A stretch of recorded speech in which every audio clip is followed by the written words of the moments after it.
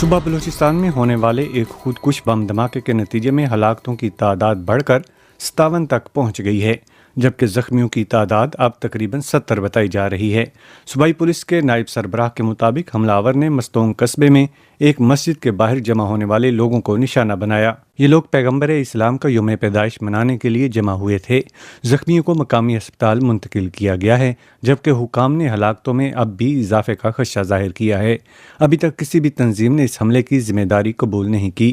ماضی میں اکثر اس شورش زدہ صوبے میں ہونے والے دہشت گردانہ حملوں کی ذمہ داری شدت پسند تنظیم داعش قبول کرتی رہی ہے۔ نگران وفاقی وزیر داخلہ سرفراز بگٹی نے اس حملے کو انتہائی گھناؤنا فعل قرار دیا ہے۔ نئی دہلی، بھارتی دارالحکومت میں واقع افغانستان کا سفارت خانہ بند کر دیا گیا ہے۔ سفارت خانے نے بھارتی حکومت کو آگاہ کیا ہے کہ طالبان حکومت کے پاس وسائل کی کمی کے پیش نظر اسے مجبوراً یہ فیصلہ کرنا پڑا ہے۔ سفارتی سرگرمیوں کے حوالے سے طالبان کی جانب سے بھارتی حکومت کو ایک تفصیلی خط ارسال کیا گیا ہے، لیکن بھارتی حکام نے اس حوالے سے کوئی بھی تبصرہ کرنے سے گریز کیا ہے۔ بھارتی میڈیا میں شائع ہونے والی رپورٹوں کے مطابق اشرف غنی کی سابقہ افغان حکومت کی طرف سے تعینات کیے گئے سفیر فرید ماموند زئی گزشتہ کئی ماہ سے لندن میں ہیں، جبکہ سفارت خانے کے دیگر عہدیداروں نے امریکہ، کینیڈا اور آسٹریلیا سمیت کئی مغربی ممالک میں سیاسی پناہ حاصل کر لی ہے۔ پیرس، یورپ اگر عالمی صنعتی طاقت بننا چاہتا ہے تو اسے توانائی کی منتقلی کے منصوبوں میں تیزی سے اور بڑے پیمانے پر سرمایہ کاری کرنا ہوگی۔ یہ درخواست پیرس میں بین الاقوامی توانائی ایجنسی، یورپی مرکزی بینک اور یورپی انویسٹمنٹ بینک کے زیر اہتمام کلین انرجی ٹرانزیشن نامی کانفرنس میں کی گئی ہے۔ ماہرین کے مطابق یورپ میں ماحول دوست توانائی کے منصوبوں کو غیر یقینی صورتحال اور بیوروکریسی جیسے مسائل کا سامنا رہتا ہے، جس کی وجہ سے منصوبوں کی لاگت کئی گنا بڑھ جاتی ہے۔ کانفرنس کے دوران خبردار کرتے ہوئے کہا گیا ہے کہ امریکہ، چین، بھارت، جاپان اور جنوبی کوریا تیزی سے مزید صنعتی منصوبے شروع کر رہے ہیں۔ برلن، جرمن دفتر خارجہ کے مطابق آذربائیجان کے فوجی آپریشن کے بعد ناگورنو کاراباخ کی تقریباً تمام آبادی ہی علاقے سے نقل مکانی کر جائے گی۔ خطے کے زیادہ تر آرمینیائی باشندوں نے خدشات ظاہر کیے ہیں کہ انہیں نسل کشی کا سامنا کرنا پڑ سکتا ہے۔ دوسری جانب آذربائیجان نے ایسے تمام افراد کے حقوق کی ضمانت فراہم کرنے کا اعلان کیا ہے۔ ناگورنو کاراباخ میں تقریباً 1,20,000 آرمینیائی اقلیتی آباد تھے۔ حالیہ چند روز میں تقریباً 80,000 افراد یہ علاقہ چھوڑ کر آرمینیا روانہ ہو چکے ہیں۔ نیو یارک، رواں برس یورپ پہنچنے کی کوشش کرتے ہوئے اب تک بحیرہ روم میں 2500 سے زائد افراد ہلاک یا لاپتہ ہو چکے ہیں۔ یہ رپورٹ اقوام متحدہ کے ادارہ برائے مہاجرین نے جاری کی ہے۔ اس رپورٹ کے مطابق تارکین وطن کو ہر قدم پر موت اور انسانی حقوق کی سنگین خلاف ورزیوں کا خطرہ لاحق ہے۔ دوسری جانب رواں برس تقریباً 1,86,000 مہاجرین یورپ پہنچنے میں کامیاب رہے۔ ان میں سے تقریباً 1,30,000 اٹلی پہنچے، جو کہ گزشتہ سال کے مقابلے میں 83% زیادہ ہیں۔ برلن، آج سے جرمنی اور وسطی ایشیائی ریاستوں کے سربراہی اجلاس کا آغاز ہو گیا ہے۔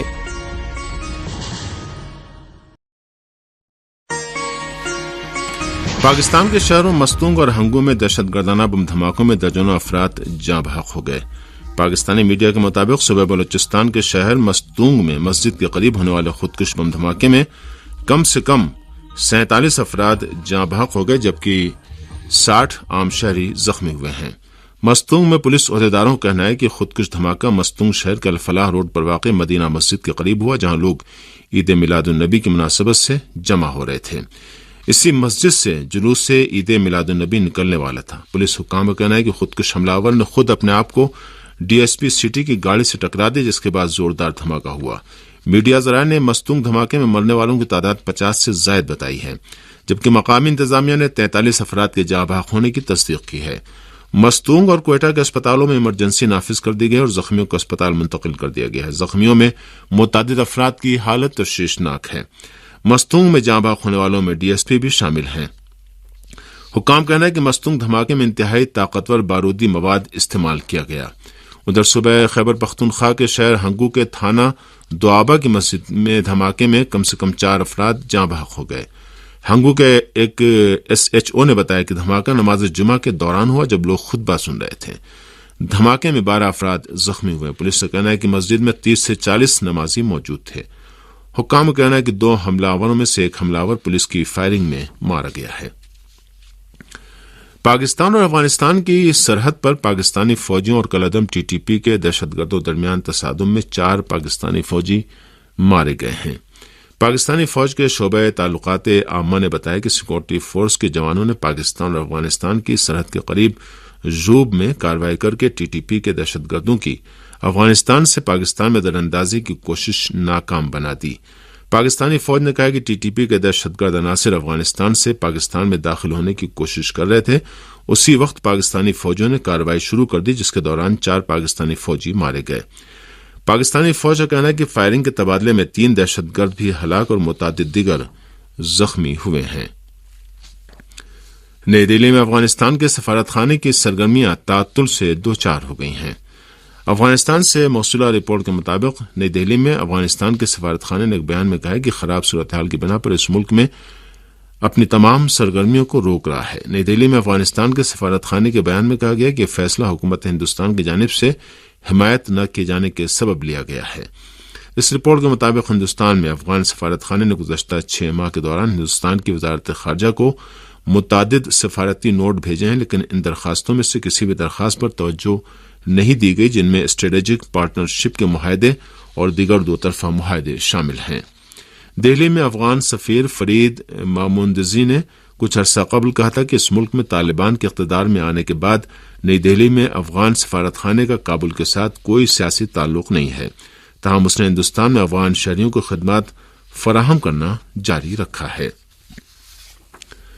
بنگلہ دیش میں ڈینگی کے پھیلاؤ سے حالیہ ہفتوں میں 1000 افراد ہلاک ہو گئے ہیں۔ ڈھاکہ سے برطانوی میڈیا کے مطابق گزشتہ 2 ماہ میں ڈینگی سے یومیہ 20 افراد ہلاک ہوئے۔ بنگلہ دیشی حکام نے اس حوالے سے بتایا کہ رواں سال ڈینگی سے اموات گزشتہ 22 سالوں کی مجموعی تعداد سے زیادہ ہیں۔ حکام کے مطابق مانسون بارش کے پانی میں مچھروں کی افزائش سے ڈینگی زیادہ پھیلا۔ ادھر ہندوستان کی کچھ ریاستوں میں ڈینگی کے معاملے تیزی کے ساتھ بڑھ رہے ہیں۔ مغربی بنگال کی حالت سب سے زیادہ خراب ہے۔ نائجر میں ایک فوجی اڈے پر دہشت گردوں کے حملے میں 19 فوجی ہلاک اور زخمی ہو گئے۔ موصولہ اطلاعات کے مطابق نائجر کی ایک فوجی یونٹ کی جو اس ملک کے جنوب مغربی علاقے کندجی میں اس علاقے کی سیکورٹی کی ذمہ داری سنبھالی ہوئی تھی، موٹر سائیکل پر سوار سینکڑوں دہشت گردوں کے حملے کا نشانہ بنے، جس کے نتیجے میں 12 فوجی ہلاک اور 7 دیگر زخمی ہو گئے۔ اس رپورٹ کے مطابق نائجر کی فورسز نے دہشت گردوں کو پسپائے پر مجبور کر دیا اور تقریباً 100 دہشت گردوں کو موت کے گھاٹ اتار دیا۔ نائجر دنیا کا غریب ترین ملک ہے کہ جو برسوں سے بوکو حرام، داعش اور القاعدہ جیسے دہشت گرد گروہوں کے تشدد آمیز حملوں کی آماج گاہ بنا ہوا ہے۔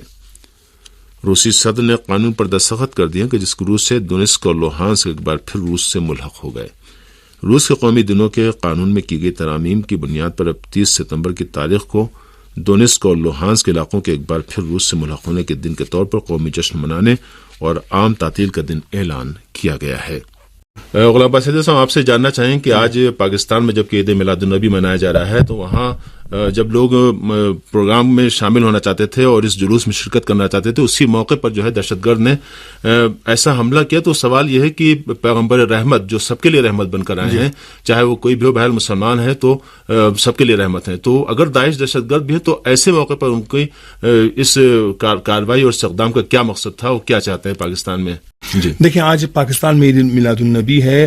آپ نے کہا کہ دہشت گرد، دیکھیں دہشت گردوں کا کوئی دین اور ایمان نہیں ہے، اور وہ انسانیت کے دشمن ہے، بلکہ ان کا مقصد اور ہدف یہی ہے کہ کسی طریقے سے جو ہے وہ اسلام کو بدنام کریں اور اسلام کے خلاف جو ہے مسلمانوں کے خلاف ان کی سازشیں روز بروز بڑھتی جا رہی ہیں۔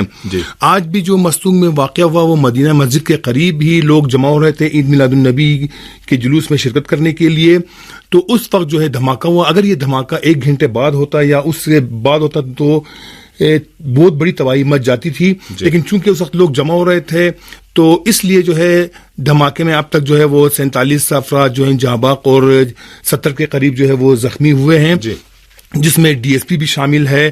اور اسی طرح جو ہے احسن میدی آج ہنگو میں بھی جو ہے نماز جمعہ کے موقع پر خودکش حملہ کرنے کی کوشش کی گئی تھی، لیکن جی ہاں وہ بھی اسے بھی ناکام بنا دیا گیا، اور دونوں خودکش حملہ آور ایک اپنے خود دھماکے سے اور دوسرا جو ہے سیکورٹی فورسز کی فائرنگ سے جو ہے وہ ہلاک ہوا۔ یوب میں بھی جو ہے آج کالعدم تحریک طالبان پاکستان نے نظر اندازی کرنے کی کوشش کی. اس دوران جو 4 فوجی اہلکار اور 3 دہشت گرد جو ہے وہ ہلاک ہوئے. تو مجموعی طور پر آج پاکستان کی جو صورتحال رہی سیکورٹی کے حوالے سے وہ کچھ اچھی نہیں تھی. حالانکہ آپ کو بھی اور ہمارے تمام سامعین کو معلوم ہے کہ اہم مواقع پر چاہے وہ عید میلاد النبی کے جلوس ہوں, ماتمی جلوس ہوں, عید الفطر ہو, عید قربان ہو, اس موقع پر جو دہشت گردانہ کارروائیاں ہوتی ہیں اور میرے خیال میں سیکورٹی فورسز کو الرٹ رہنا چاہیے تھا. لیکن اسے سیکورٹی لیپس بھی کہا جا سکتا ہے کہ کیونکہ پاکستان کے جو 2 صوبے ہیں, ایک بلوچستان اور ایک خیبر پختونخوا, وہاں جو ہے اس قسم کے واقعات رونما ہوتے رہتے ہیں. آپ نے دیکھا کہ ابھی تقریباً کوئی 1 مہینہ نہیں ہوا تھا کہ مستونگ میں بھی دھماکہ ہوا تھا, اس میں 11 افراد زخمی ہوئے تھے اور اس میں جو ہے وہ پی ڈی ایم کے ترجمان جو ہے وہ بال بچ گئے تھے. تو اس قسم کے واقعات ہوتے رہتے ہیں. اس قسم کے واقعات کی روک تھام کے لیے ضروری یہ ہے کہ سیکورٹی کو سخت کیا جائے, اور اگر آپ سیکورٹی کو سخت کریں گے تو اس وقت جو ہے آپ کے جو وہاں کے عوام ہے انہیں تحفظ مل سکتا ہے. دیکھیں آج جو ہے لوگ خوشی خوشی عید میلاد النبی کے جلوس میں شرکت کرنے کے لیے جا رہے تھے, کتنا بڑا جو ہے سانحہ رونما ہوا.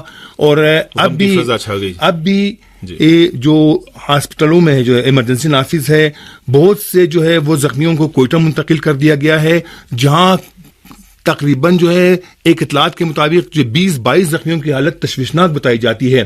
تو اس طرح جو ہے ہلاکتوں میں اضافے کا امکان بہت زیادہ پایا جاتا ہے. لیکن آج جو ہے جہاں پہ درود و سلام کی محفلیں منعقد ہو رہی تھی, فضا جو ہے وہ صلوات سے گونج رہی تھی, وہیں پہ جو یہ المناک ثانیہ بھی رونما ہوا. کسی نے قبول کیا نہیں اس دہشت گردانہ واقعے کی ذمہ داری؟ دیکھیں پاکستان میں 2 ہی جو دہشت گرد گروہ ہے وہ اس سے پہلے اس قسم کے واقعات کے جو واقعات رونما ہوتے تھے ان کی ذمہ داری قبول کرتے تھے. ایک جو ہے داعش اور ایک کالعدم تحریک طالبان پاکستان. لیکن ابھی تک کسی نے اس دھماکے کی ذمہ داری قبول نہیں کی ہے. لیکن 90% امکان یہی ہے کہ اس قسم کے حملوں میں ٹی ٹی پی جو ہے وہ ملوث ہے.